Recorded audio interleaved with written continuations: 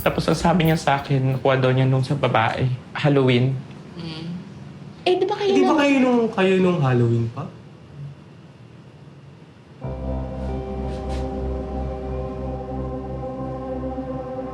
May ideya ka ba na nagloloko siya? Ganon. Yung nararamdaman. Updated naman kami lagi. Nag-uusap kami lagi. Sinasabi niya sa akin kung sino kasama niya. Akala ko nagkikwentuhan na sila, ganyan.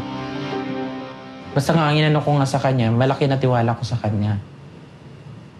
So mamaya-maya nun, sa loob pala ng 6 na buwan, meron pa palang kakaiba pa na nangyayari. Nakakalungkot lang.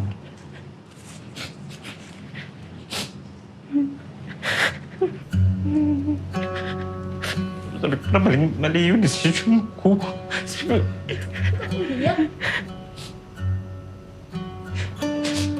Mali desisyon.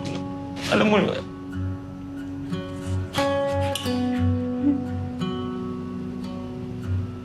This is exactly what I was worried about with having a boyfriend, that I would end up heartbroken.